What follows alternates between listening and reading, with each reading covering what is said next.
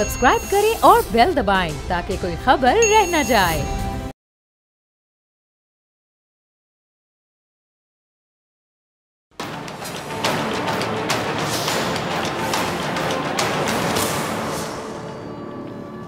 अस्सलामुअलैकुम नाजरीन, मैं हूं डॉक्टर फ़िज़ा अकबर खान और मैं हूं पाकिस्तान और आप देख रहे हैं पाकिस्तान के सबसे बड़े न्यूज़ चैनल का नंबर 1 प्रोग्राम ऐसे नहीं चलेगा। नाज़रीन, मुझे ऐसा मालूम हो रहा है कि बानिए MQM की आवाज़ एक बार फिर से गूंज रही है। वही आवाज़ जो इदारों के ख़िलाफ़ महाजराई और पाकिस्तान दुश्मनी में गूंजती थी, अपने ही बड़े बोल तले दब कर दम तोड़ गई। कौमी सलामती के इदारों के ख़िलाफ़ हर्जा सराई की जो हवा चली थी वो थम गई, लेकिन एक बार फिर लंदन से ये हवाएं चलाने की कोशिशें होने लगी हैं। मेरी बात पर गौर कीजिए। इस बार बानिए MQM की जगह ये किरदार कोई और निभा रहा है और ये शख्सियत कोई और नहीं, मुल्क के 3 बार वज़ीर आज़म बनने वाले नवाज शरीफ साहब हैं। ऐसा लगता है कि उनमें बानिए MQM की रूह समा गई। अब जिस तरह की गलत ज़बान वो मुल्की इदारों के ख़िलाफ़ इस्तेमाल कर रहे हैं, मेरा यकीन जानिए कि इनको साहब कहने का भी दिल नहीं करता। खैर, आजकल फिर से मुल्की इदारों के साथ टकराओ इनका शायद एजेंडा नंबर 1 बन चुका है। एक तरफ आप बात करते हैं वोट को इज्जत दो की, ये नारा आपने किसके लिए लगाया था ज़रा याद कीजिए। कौम को ये अच्छे तरीके से पता है। कभी आप बताना पसंद करेंगे खुलकर? जाहिर सी बात है, ये वोट की इज्जत आप अवाम से तो नहीं मांग रहे, बल्कि आप उनसे मांग रहे हैं जिनको आप हदफे तनकीद बना रहे हैं। बात आप वोट को इज्जत देने की करते हैं, आप तो अपने कौमी सलामती इदारों को इज्जत नहीं दे सकते। आप मुल्क की अदालतों के मोअज़्ज़िज़ जजेस को बुग्ज़ से भरा हुआ कहते हैं और आपके बकौल ये इंसाफ का मयार नहीं, क्योंकि फैसला आपके खिलाफ आ गया, लिहाजा मयार नहीं। इस्लामाबाद हाई कोर्ट आपके नाकाबिले ज़मानत वारंट जारी करती है, लेकिन आप वो वारंट वसूल करने से इनकार कर देते हैं। ये है वो तकद्दुस जो आप इदारों को देने की बात करते हैं। क्या ये है वो एहतराम जो आप रियासती इदारों को दे रहे हैं? इसे आप एहतराम कहेंगे? आप कहते हैं इंसाफ के मयार पर पूरा नहीं उतरती, तो फिर मेरा आपसे एक सवाल है, ज़रा गौर से सुनिएगा। आप कहते हैं कि अदालतें मयार पर पूरी नहीं उतरती हैं, तो फिर आपके नज़दीक इंसाफ का मयार क्या है? शायद शहबाज शरीफ साहब की जो मशहूर ज़माना फ़ोन कॉल थी, याद होगी ना आपको, भूल तो नहीं गई, जो उन्होंने आपके हुक्म पर की थी, वो शायद आपके नज़दीक इंसाफ का मयार है। मैं आपसे पूछती हूँ, क्या वाकई उसको आप इंसाफ का मयार कहते हैं? अगर भूल गए इन्हें ज़रा याद करवाइएगा टेलीफोन कॉल। जी, तो ये है इंसाफ का क्या कहते हैं मयार, स्टैंडर्ड। शायद इंसाफ का ये असल मयार है जहां अदालतों से अपनी पसंद के मुताबिक फ़ैसले लिए जा सकें, और अगर फ़ैसले आपकी मर्ज़ी आपकी मंशा के ख़िलाफ़ हों तो फिर आपके नज़दीक कोई इंसाफ नहीं, कोई मयार नहीं, कोई स्टैंडर्ड नहीं, जी है ही नहीं। आप मुल्क से फ़रारी हैं, आप इश्तिहारी हैं। आपको अदालतों ने बहुत वक्त दिया, पहले आपको इलाज की गर्ज से बाहर भेजा, इलाज तो नहीं हुआ, लेकिन अपने इदारों के खिलाफ आपने पोस्टमार्टम ज़रूर शुरू कर दिया। आपको वाकई जिसको कहते हैं ना मोहलत मिलना, और बहुत मोहलत मिलना मिली, बहुत मोहलत मिली कि आप वापस आ जाएं, लेकिन आप वापस नहीं आए। वैसे आप पाकिस्तान से बहुत मोहब्बत करते हैं, पाकिस्तान के इदारों को गालम गलोच करते हैं, पाकिस्तान वापस नहीं आते हैं, लेकिन ज़बानी कलामी आप पाकिस्तान से मोहब्बत करते हैं। ऐसे में अदालत ने आपके नाकाबिले ज़माने जब वारंट गिरफ्तारी जारी कर दी है, आपको वापस बुला के अदालत जब थक गई और आपके जो नाकाबिले ज़मानत वारंट गिरफ्तारी जारी कर दिए गए, तो आपके मिजाज पर गिरा गुजर रहे हैं। क्यों? किसी को बताना पसंद करेंगे आप? इतने आप बहादुर हैं। आपके बकौल आपने एक पैसे की करप्शन नहीं की, कौम की खिदमत की, दिन रात मसरूफ़ थे आप कौम की खिदमत करने में, तो आपको तो डरना ही नहीं चाहिए ना। बेखौफ होकर, बेखौफ खतर होकर मुल्क में आपको वापस आना चाहिए। अगर अवाम आपके साथ हैं, जैसा कि आप कहते हैं, आप क्लेम करते हैं, दावा करते हैं, तो फिर आपको खौफ किस चीज़ के? लेकिन आपको लगता है कि आप इदारों को बुरा भला कहकर या फिर मुतनाज़े बनाकर अपने आप को शायद बेकसूर करार दिलवाने में कामयाब हो जाएंगे। एक क्लिप है इनका, जरा चलाइएगा, बल्कि इनका क्लिप तो चलाया नहीं जा सकता नाजरीन, क्योंकि ने मफरूर और जो इश्तिहारी मुजरिमान है उनके इंटरव्यूज पर पाबंदी लगाई हुई है कि नशर नहीं कर सकते। जाहिर बात है इतना इंतशार जब ऐसे लोग फैलाएंगे तो पाबंदी लगाना बनती है, पाबंदी लगाना बनती है। लिहाजा नवाज शरीफ साहब की ज़बानी तो आप नहीं सुन सकते कि वो क्या फरमा रहे हैं। ज़रा मैं आपको बता दूं कि कहते क्या है और फिर मैं ज़रा इनको जवाब देती हूँ। कहते हैं जी ये नवाज शरीफ साहब, जिनको साहब कहने का मेरा दिल नहीं चाह रहा, लेकिन 3 बार वज़ीर आज़म रहे, चलें कह देती हूँ। आपको तो किसी का एहतराम नहीं याद रहा, लेकिन हम ज़रा याद रखें कि आप 3 बार इस मुल्क के वज़ीर आज़म रहे हैं। कहते हैं जी कि मैं पहले भी कह चुका हूँ कि एक दिन, क्या कहते हैं जी, मैं पहले भी कह चुका हूँ कि एक दिन इन सब चीज़ों का हिसाब देना होगा और वो दिन आएगा, ये ज़्यादा दूर नहीं है, देना होगा हिसाब। हम गुलाम बनकर इस मुल्क में नहीं रह सकते, ये ज़िल्लत की ज़िंदगी हम नहीं जी सकते। बात करते हैं मियाँ साहब, किस हिसाब की बात कर रहे हैं आप? कौन से हिसाब की बात कर रहे हैं? किस हिसाब की बात कर रहे हो? किससे? सबसे बड़ा सवाल, किससे हिसाब मांग रहे हैं? आप अपना हिसाब दें ना पैनामा में। जब आपका नाम आया और उसमें रिकॉर्ड तोड़ करप्शन की दास्तानें सामने आई, उस वक्त आपने मनी ट्रेल क्यों नहीं दी? आप ज़रा बताएंगे, आपका हिसाब कौन देगा? देते आप मनी ट्रेल और आज आप फिर सियासत कर रहे होते इज्जत के साथ, आपको बाहर इलाज का बहाना करके जाना ना पड़ता।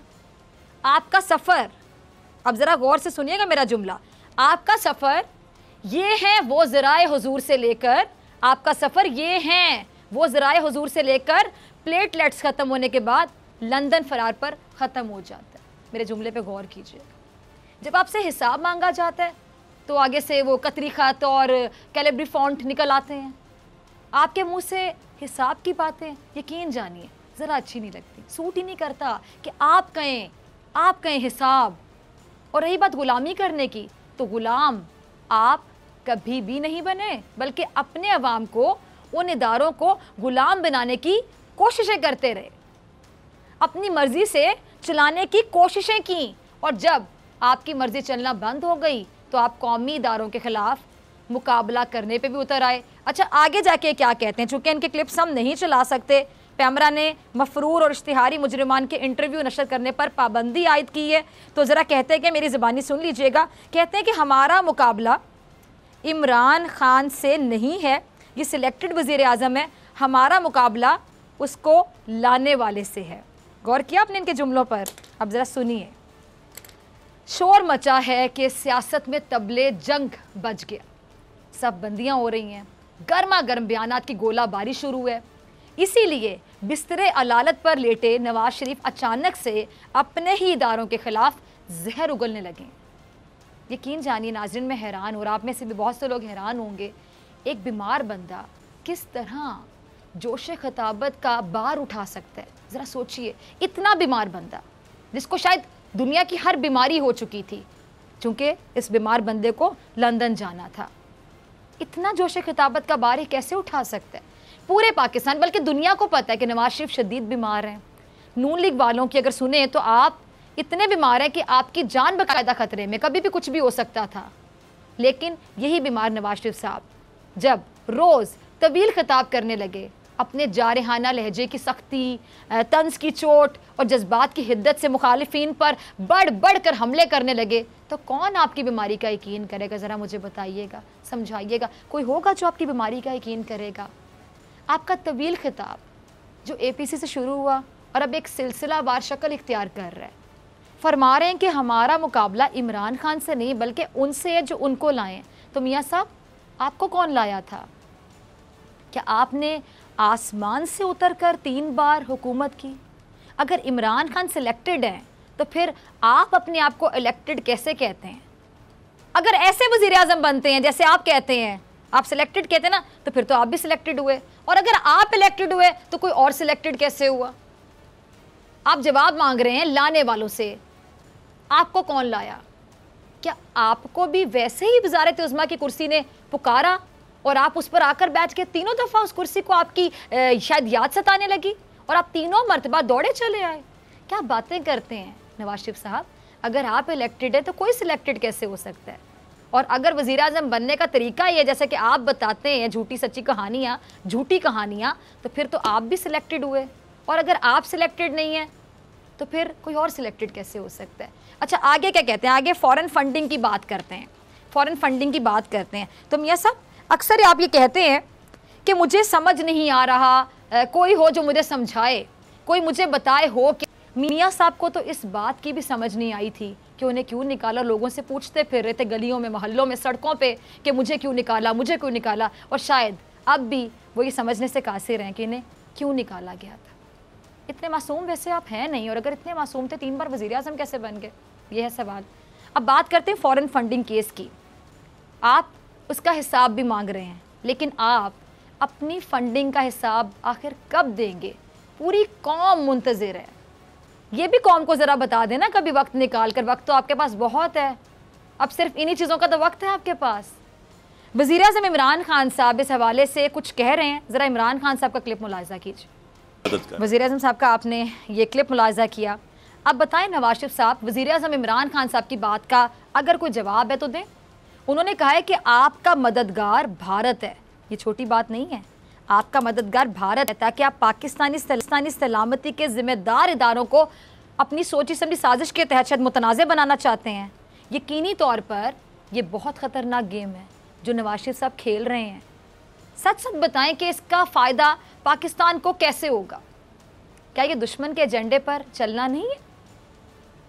लेकिन याद रखें कि आपको इस पर भी, याद रखिएगा, इस पर भी आपको मुंह की खाना पड़ेगी, ऐसे बड़ी जगहों पे खाना पड़ी। और जब नाकाम होंगे तो क्या कहेंगे? यही कहेंगे कि इनके खिलाफ तारीखी साजिश हो गई, इनके खिलाफ साजिश हो गई।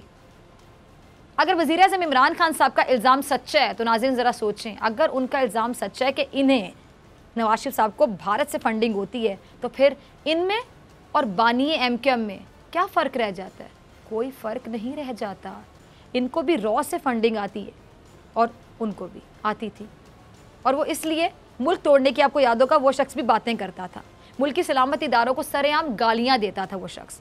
और यही काम अगर अब मियाँ साहब ने संभाल लिया, यानी उस बंदे की कुर्सी अब आपने संभाल ली लंदन जाकर।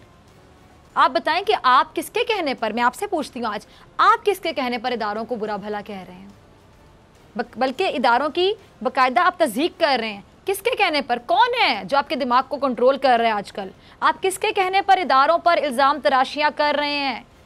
ऐसी बातें कौन कहलवा रहा है आपसे? आपको बताना होगा। आप क्या पूछते हैं किसी से?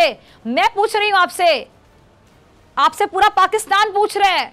आपको बताना होगा कि आप किसके इशारे पर चल रहे हैं, कौन है जो अपनी उंगलियों पे आपको नचा रहा है? नवाज शरीफ साहब, आप वज़ीर आज़म इमरान खान साहब को क्या कहते हैं? सिलेक्टेड कहते हैं, कठपुतली वज़ीर आज़म कहते हैं। आप बताएं कि आप किन के हाथों में खेल रहे हैं? आप किसके मोहरे हैं? आपके पीछे कौन है? क्या मकासद हैं आपको खिलवाने वालों के, जो आपको खिलवा रहे हैं और आप खेलते चले जा रहे हैं? किसके खिलाफ आप इस्तेमाल हो रहे हैं? सोचिएगा कभी। और दूसरी तरफ आप कहते हैं कि आपने मुल्क को एटमी ताकत बनाया है। क्या कहते हैं आगे जी? कि जी वो जो टॉम हॉक मिसाइल है वो बनाया था इन्होंने। अब क्रेडिट लेने का कोई मौका मियाँ साहब अपने हाथ से जाने नहीं देते, यानी क्रेडिट लेने का कोई तरीका हो, मतलब इनको ये भी समझ नहीं आता कि मैं कर क्या रहा हूँ, क्रेडिट मैं किस चीज़ का ले रहा हूँ। आप तो इस चक्कर में अपने आप को इस हद तक गिरा चुके हैं नवाज शरीफ साहब कि आपको एहसास तक नहीं है कि आपने वज़ीर आज़म बनते वक्त जो हलफ उठाया था। आपको पता है वज़ीर आज़म बनते वक्त जो हलफ उठाया जाता है वो क्या होता है? कि आप जो सीक्रेट्स हैं, जो बातें ऐसी हैं जो राज हैं, जो हसास राज होते हैं, कौमी राज होते हैं, हलफ लिया जाता है कि आप प्राइम मिनिस्टर रहें या ना रहें, वो राज ही रहेंगे। आप बाकायदा वो जो कौमी राज हैं, हसास राज हैं, उनको फाश करने पर उतर आए हैं। बहुत सीरियस बात है ये। इस बारे में आइन क्या कहता है? मैं तमाम लोगों से पूछती हूँ जो आइन की समझ बूझ रखते हैं, तमाम सीनियर सियासतदानों से पूछती हूँ, तमाम सीनियर कानूनदानों से पूछती हूँ कि आइन इस चीज़ के बारे में क्या कहता है कि जब एक मुल्क का प्राइम मिनिस्टर जो कि हलफ लेता है, जो कि ओथ लेता है कि अगर वो मुल्क का वज़ीर आज़म रहे या फिर ना रहे, इस कुर्सी से जाता भी है तो वो जो कौमी राज हैं, जो सीक्रेट्स हैं, उनको फाश नहीं करेगा, वो राज ही रहेंगे। और अगर वो राज फाश करने पर आ जाए, कौमी राज फाश करने पर आ जाए, तो क्या कहता है आइन? क्या सज़ा होनी चाहिए ऐसे शख्स की? क्या ये गद्दारी नहीं है? क्या आर्टिकल 6 लागू नहीं होता? मैं सवाल पूछ रही हूँ। क्या ये खुल्लम खुल्ला गद्दारी नहीं है? और फिर आपने कहा कि फ़ौज पर मैंने इतना खर्चा किया, दिफा को मजबूत बनाया, तो आपने कोई एहसान नहीं किया, आपने कोई एहसान नहीं किया। ये बतौर वज़ीर आज़म आपका फ़र्ज़ था। आप इस तरह से जिता रहे हैं जैसे आपने अपनी जेब से पैसा दिया हो, जो आपकी पर्सनल सेविंग्स थी आपने वो लगा दी हो किसी पे। आप अपने पास तो एक पैसा खर्च ना करें, अपनी तरफ से आप एक पैसा खर्च ना करें, बल्कि आप पर तो मुल्क का पैसा है जो आपने लूटा हुआ है। आपने तो मुल्क का पैसा देना है, आप पे तो मुल्क का पैसा लूटने का इल्ज़ाम है। आप किसी पे क्या पैसा लगाएंगे? आप तो लेने वालों में से, देने वालों में से आप कहाँ से हो गए? आप कहते हैं कि मैं 3 वक्त का वज़ीर आज़म रहा हूँ। तो नवाज शरीफ साहब, 3 वक्त का वज़ीर आज़म होना कोई मजाक तो नहीं है, तो बहुत बड़ी जिम्मेदारी है आप पे। तो फिर किसी भी वज़ीर आज़म से ज़्यादा जिम्मेदारी आयद होती थी ना कि आप 3 बार वज़ारत उज़्मा पे फाइज रहे। 3 बार वज़ारत उज़्मा कांटों की सेज होती है और किसी भी मुल्क के वज़ीर आज़म को सेज पर लेट कर अपने आप को मार कर अपने मुल्की इदारों को मजबूत करना होता है। लेकिन आपका ये बयान यकीनी तौर पे मुल्की इदारों को कमज़ोर करने के लिए है। और आप ये भी फरमा रहे हैं कि टॉम हॉक नामी मिसाइल आपको अफ़गानिस्तान के बॉर्डर पर सही हालत में मिला और फिर उसके पाकिस्तान ने और मिसाइल बना लिए।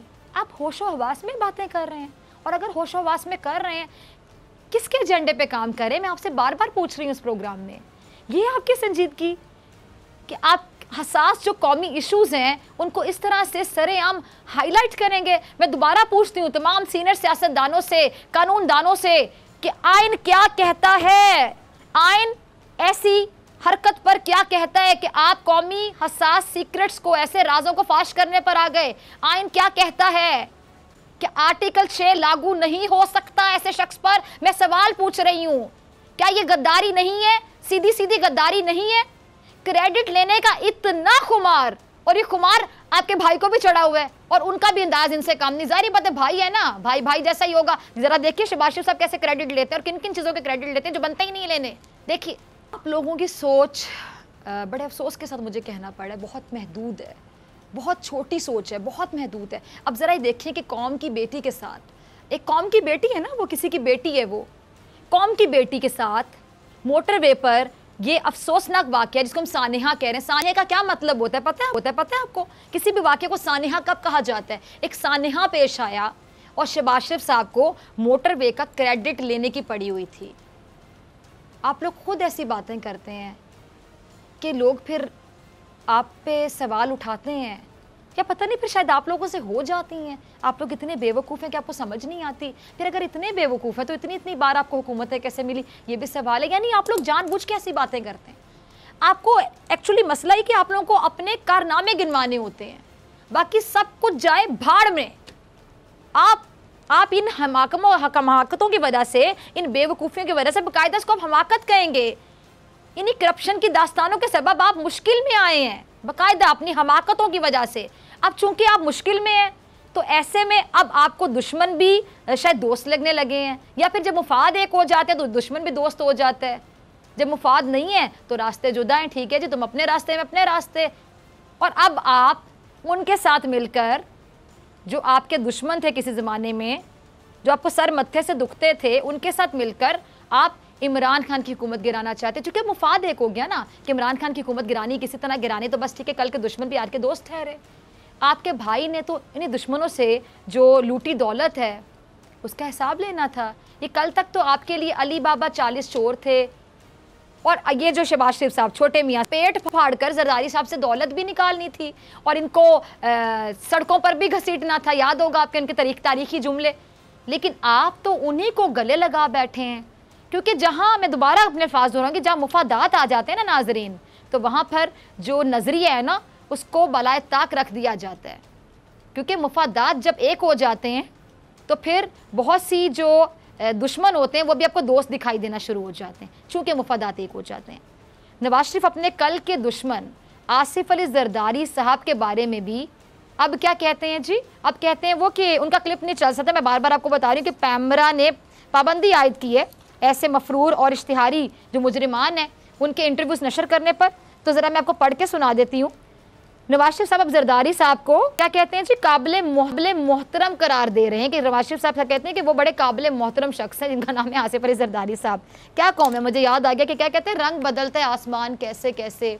ये वही नवाज शरीफ साहब हैं जो अपनी बलोचिस्तान हुकूमत गिराने का जिम्मेदार किनको ठहराते थे, ज़रा याद करें, आसिफ अली जरदारी साहब को ठहराते थे। और जरदारी साहब इस बात से इनकार नहीं करते थे, बल्कि बलोचिस्तान हुकूमत गिराने का क्रेडिट लेते नहीं थकते थे।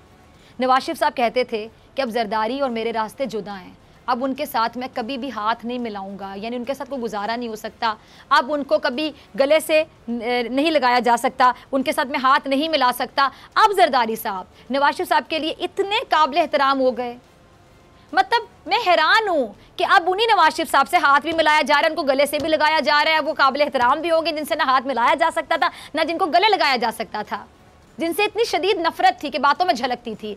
आज ये काबिल एहतराम शख्सियत है जरदारी साहब, क्योंकि अपनी करप्शन छुपानी है और किसी भी तरीके से इमरान खान साहब की हुकूमत गिरानी है। तो जरदारी साहब अगर उसके लिए करामत साबित हो सकते हैं तो बेशक बेहतरीन शख्सियत है दुनिया की जरदारी साहब, काबिल इज़्ज़त भी हैं।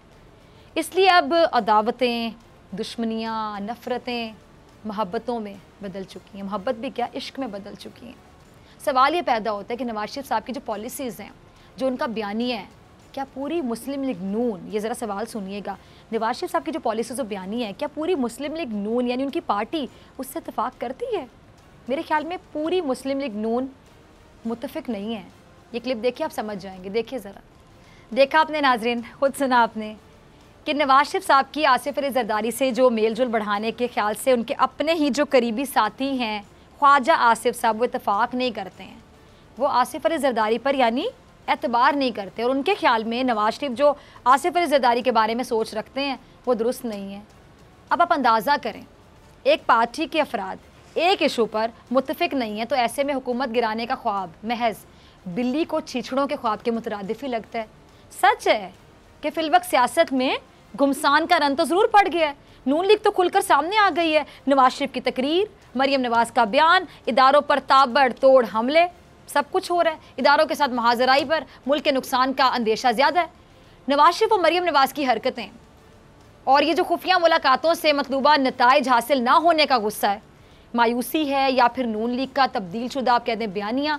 एक वजह यह भी हो सकती है कि नवाज शरीफ साहब इसलिए बेखौफ होकर इदारों को निशाना बना रहे हैं कि वो अब मुल्क में वापस नहीं आने वाले। लेकिन सच ये है कि उनके बयान पाकिस्तान में मौजूद उनकी जो लाडली मरियम है उसके लिए मुश्किलात का पहाड़ खड़ा कर सकते हैं। और बकौल शेख रशीद साहब के कि मरियम नवाज़ ने नवाज शरीफ को मुश्किल में डाला है, मरियम नवाज़ ने नवाज शरीफ को मुश्किल में डाला है, गोया दोनों बाप बेटी एक दूसरे के लिए सिर्फ मुश्किलात पैदा कर रहे हैं।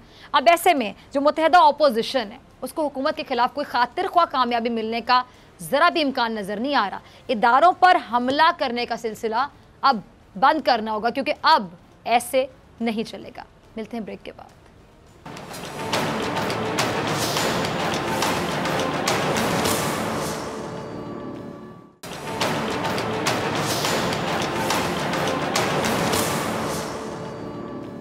वेलकम बैक नाज़रीन, आप देख रहे हैं ऐसे नहीं चलेगा, मैं हूं आपके साथ डॉक्टर फ़िज़ा अकबर खान। ये सेगमेंट ज़रा देखिए, बोल अवाम बोल, और देखिए कि जो क्लेम करते हैं कि करोड़ों दिलों की धड़कन है नवाज शरीफ साहब, उन करोड़ों दिलों की जो धड़कनें हैं कितना धड़कती हैं नवाज शरीफ साहब के साथ।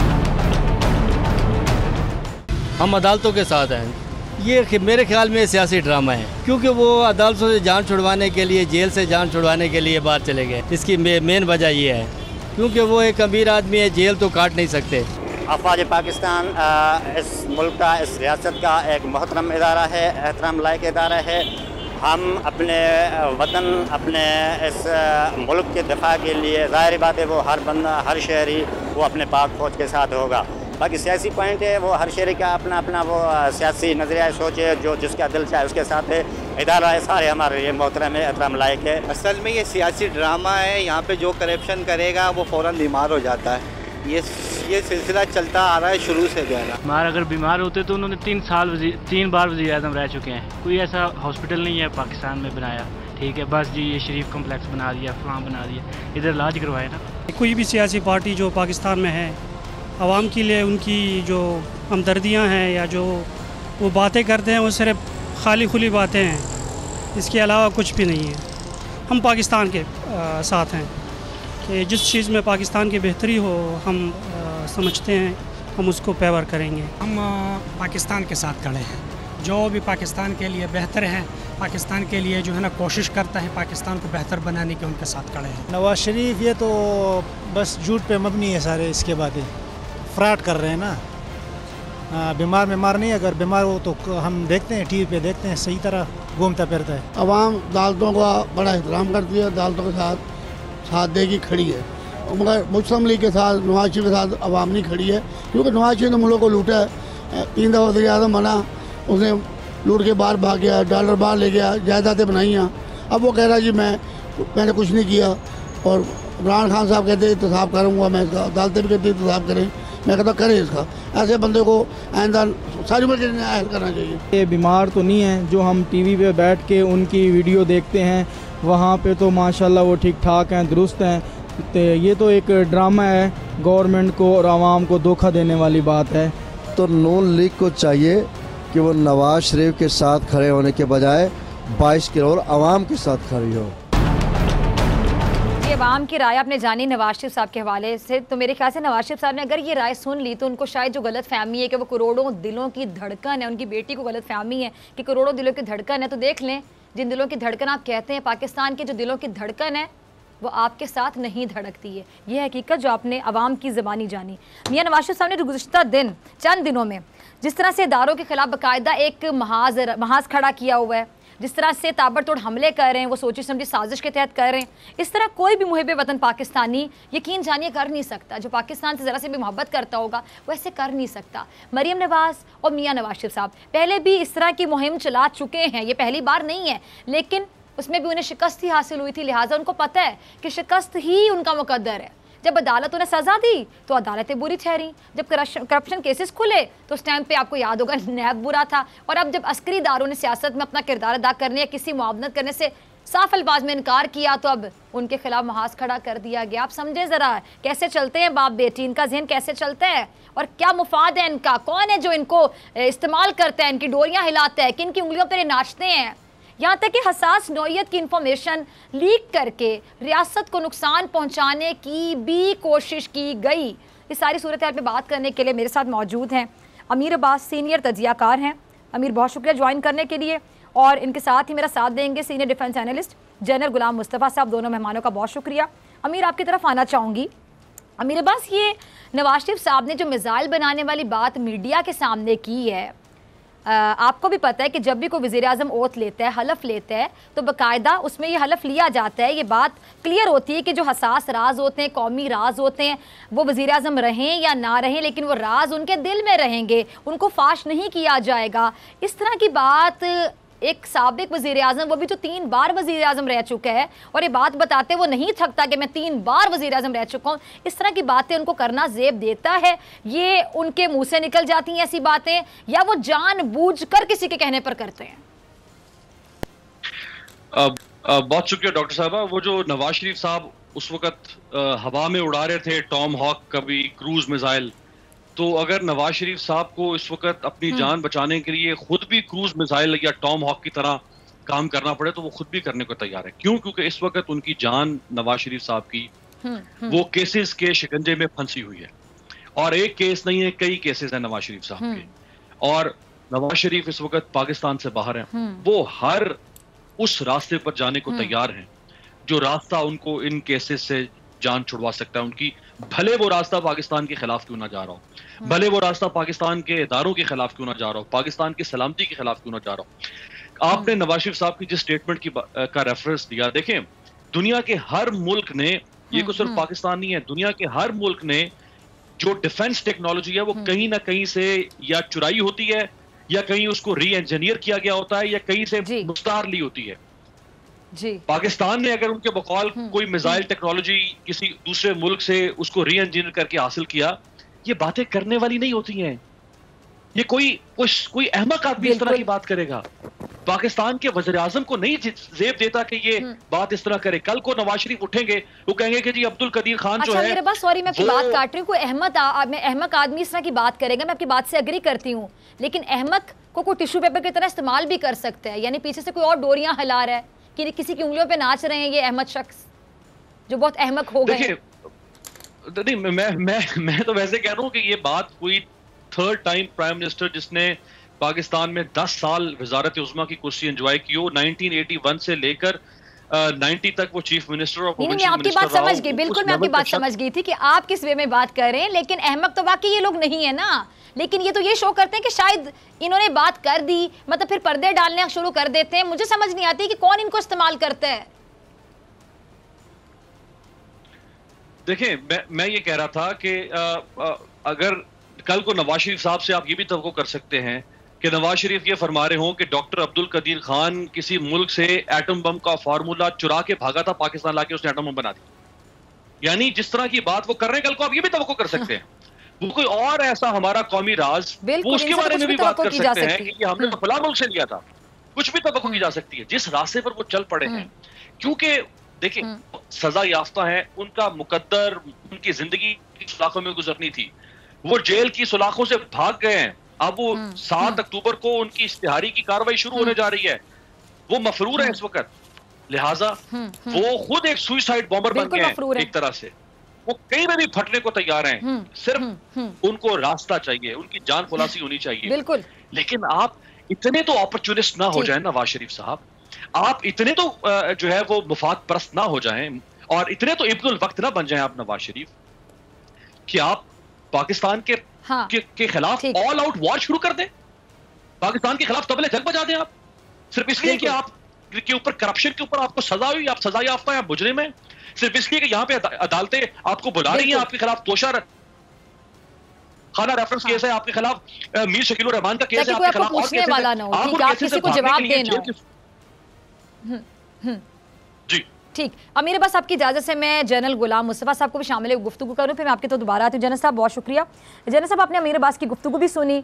अब जनरल साहब, पहले से एक शख्स लंदन में बैठा हुआ है, आपको पता है उस शख्स का क्या नाम है, मैं तो उसका नाम भी लेना पसंद नहीं करती हूँ। उसी के रास्ते पे अब ये दूसरे शख्स नवाज शरीफ साहब, जिनको यकीन जानिए मेरा साहब कहने को दिल नहीं चाह रहा, ये भी चल पड़े हैं, जो कि 3 बार मुल्क के वज़ीर-ए-आज़म बन चुके हैं। अब पैमरा ने इन्हें भी मफरूर और इश्तिहारी मुजरिमान के इंटरव्यू की लिस्ट में डाल के कि इन पर भी पाबंदी लगा दी गई है कि इनके अल्फाज भी ना सुनाए जाएं, क्योंकि इंतशार फैलाया जाएगा। और अच्छी बात है, ऐसे लोगों पर तो पाबंदी होनी चाहिए। देखिए, मुझे समझ नहीं आ रही कि हम इस सारी नौइयत देख रहे हैं ना, इसको ये लोग कह रहे हैं कि अल्ताफ हुसैन जैसे हैं, अल्ताफ हुसैन से ये करोड़ दर्जे ज्यादा खतरनाक है शख्स। वो इसलिए कि ये पाकिस्तान की लूटी हुई दौलत लेके बाहर ये उससे याश भी कर रहा है, पाकिस्तान के खिलाफ आवाज भी उठा रही है। दूसरी चीज देखिए, जब ये पनामा ब्रेक हुआ था तो मैंने कई दफा प्रोग्राम से बात की थी कि ये सारा कुछ जो हो रहा है, ये पैसा जो बाहर गया है, ये पाकिस्तान को अगर खबर नहीं है और पाकिस्तान के इदारों को इसका पता नहीं है, तो ये हमें भूल है हमारी कि जो बरतानवी इदारे हैं या अमरीकी इदारे, उनको पता नहीं है इसका। वो जानबूझ के इनकरेज करते हैं, बल्कि हेल्प करते हैं इसमें। देखिए, अल्ताफ हुसैन को इतनी देर तक उन्होंने दबाए रखा, उसको नहीं किसी के हवाले किया। अब ये शख्स उनकी जाके गोद में बैठ गया, इसलिए नहीं। इसको देखिए, जब वो आप जुर्म करते हैं, पैसा गैर कानूनी तौर पर बाहर लेके जाते हैं, उनको पता है, उनके एक एक ट्रांजैक्शन का, एक एक मिनट का, एक एक चीज का हिसाब पता है। वो इसके जरिए ऐसे लीडरशिप को ब्लैकमेल करते हैं। मैं उस वक्त से कह रहा हूँ कि ऐसे लोग जो पाकिस्तान के अरबाब इख्तियार भी हैं, जो गैर कानूनी जराए से पाकिस्तान की दौलत चोरी करके बाहर भी ले गए हुए हैं, वो सबसे ज्यादा खतरनाक है पाकिस्तान के लिए, क्योंकि उनको किसी वक्त भी ब्लैकमेल किया जा सकता है, उनको किसी वक्त भी टेल ट्यूस की जा सकती है। और अभी जो कुछ हो रहा है, अब अमीर अब्बास बिल्कुल सही कह रहे हैं, यही चीज इस्तेमाल करके मियां साहब लॉन्च हुए हैं एक खुदकुश बमबार के तौर पर कि अगर मैं नहीं तो कुछ भी नहीं। क्या पाकिस्तान इस शख्स का मजहूम मिन्नत है? बिल्कुल। क्या पाकिस्तान का, मैं कल सुना था उन्होंने और कहीं भी फटने के लिए तैयार है ये खुदकुश बमबार। देखिए मैं जो आपसे अर्ज कर रहा हूँ, इन जो पाकिस्तान की कामयाबियां हैं इस फील्ड में, उसको हासिल करने के लिए पता नहीं कितने लोगों ने, हमारों ने अपनी जानें कुर्बान की इसके लिए। ठीक है, इसको अंदाजा ही नहीं है। ठीक है जनरल साहब, सॉरी मैं आपको इंटरप्ट कर रही हूँ, मुझे ब्रेक का कहा जा रहा है। ब्रेक के बाद गुफ्तगू के सिलसिले शुरू करते हैं, ब्रेक के बाद मिलते हैं।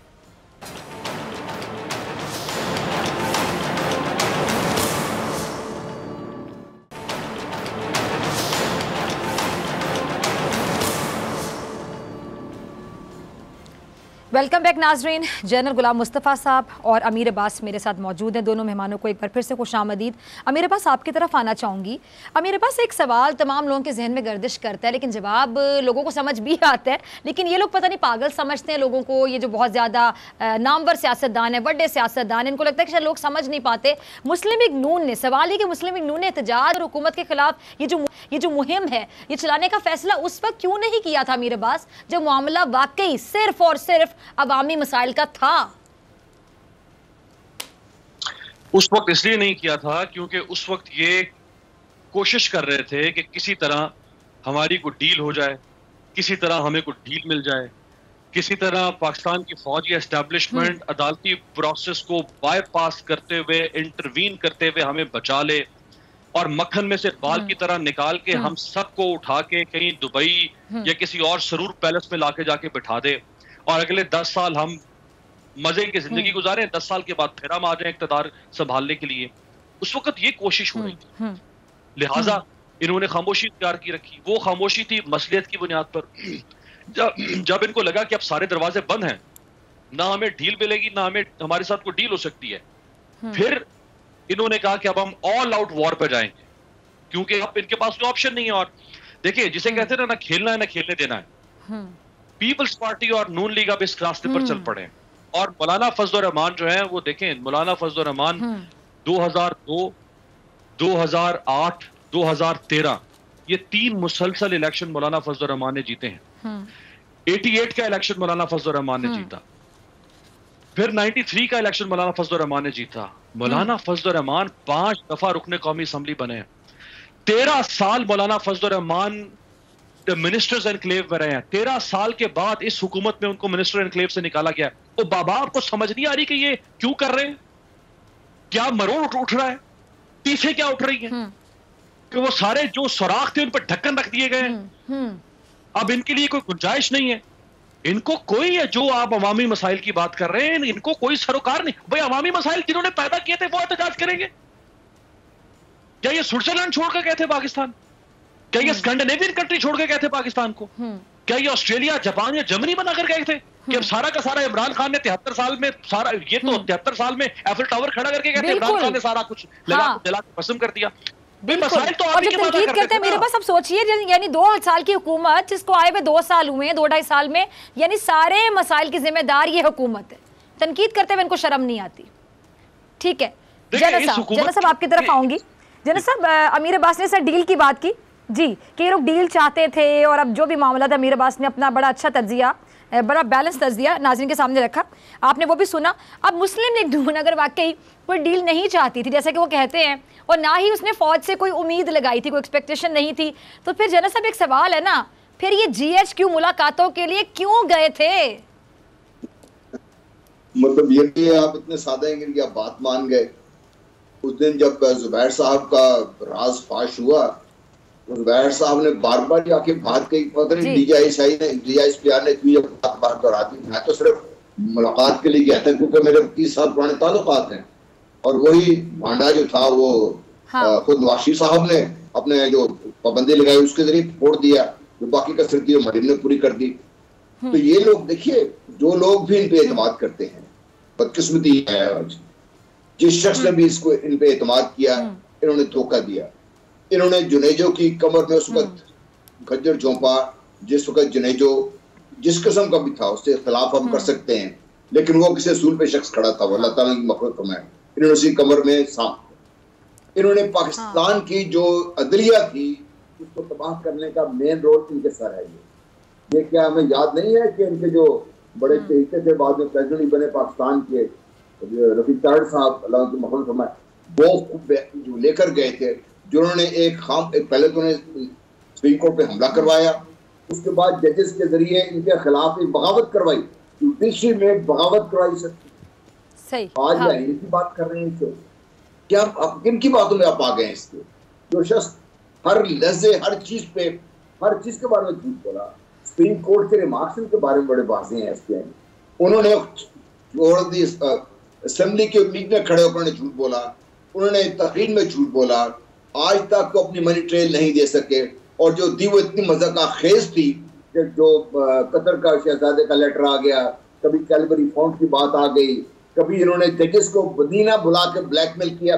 आप इनसे बताइए, मदीना बुला के अपने हुजूर के सरकार लोग जाते हैं, अपने उनके साथ सजदा करते, उनको सलाम करते जाते हैं, उनको जाके हुजूर के सामने खड़े होकर लोग गिड़गड़ा के उनसे अपनी दुआएं मांगते, उनके सामने खड़े होकर, या हुजूर वाला हमारे सिफात फरमा दीजिएगा। ये शख्स वहां बैठकर डील कर रहे हैं किससे, जिसको उन्होंने बाद में ब्लैकमेल किया। और उसी के बारे में ये जो हमारी मरियम बीबी हैं, इन्होंने खड़े होकर कहा था कि मैंने वो वीडियोस देखी हैं। आप मुझे बताइए कि वो वीडियोस कौन देख सकता है जिसको इन्होंने दिखाने की कोशिश की सब। वो बाद में जो वायरल हुई है, कदर जो चीजें जो भी थी, अब जब कि साबित हो गया कि जज अरशद मलिक को ब्लैकमेल किया गया और उन केसेस की वजह से किया गया, तो आज मैं समझता हूँ कि हमारे जुडिशरी के लिए बड़ा इम्तिहान है को लेके आए। इनको ब्लैकमेल किसने किया, ये मनसूबाबंदी किसने की, ये कैसे हुआ सारा कुछ। आप कैसे लोगों पर यकीन कर सकते हैं कि ये पाकिस्तान की भलाई की बात कर सकते हैं। इनके लिए पाकिस्तान सिर्फ एक चरागाह है, उसको इस्तेमाल करते हैं, पैसा यहाँ से बाहर चला जाता है, इनके सारी दौलतें सब कुछ बाहर है। इनका पाकिस्तान के साथ तो स्टेक ही कोई नहीं, इनका कोई पाकिस्तान का स्टेक नहीं है। मुझे दुख होता है। ठीक है, अच्छा अमीर जी जी एक बार बात सुन लीजिए। बात अल्ताफ हुसैन में एक और बड़ा फर्क है जो भूल जाते हैं। इस शख्स को हमने 3 दफा अपने सर का ताज बनाया वोट देकर।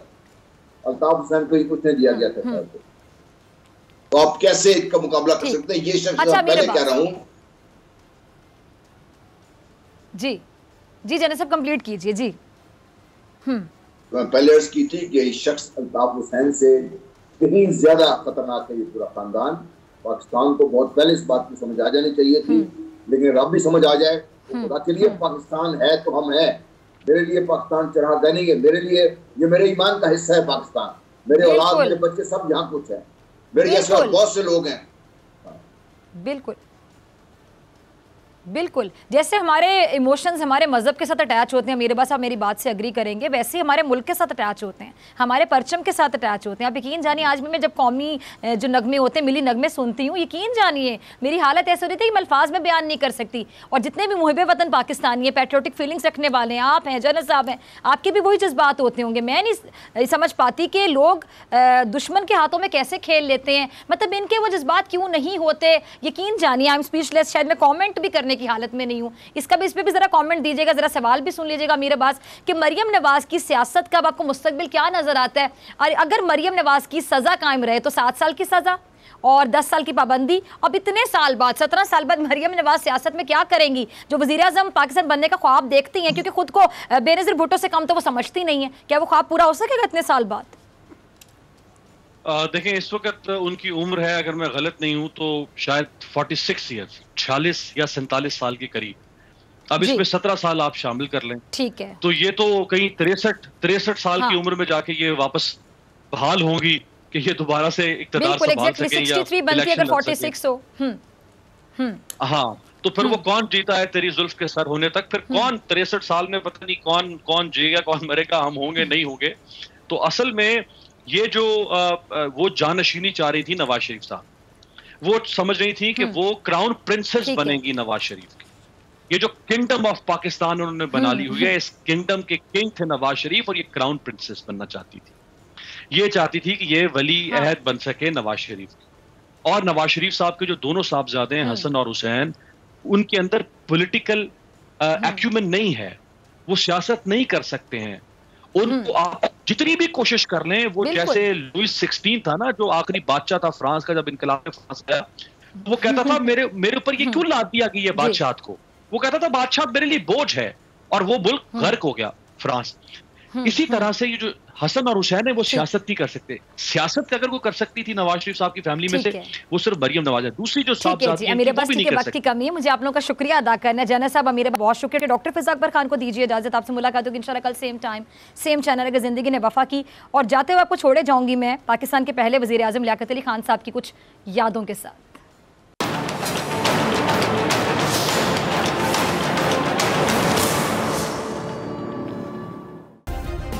सब्सक्राइब करें और बेल दबाएं ताकि कोई खबर रह न जाए।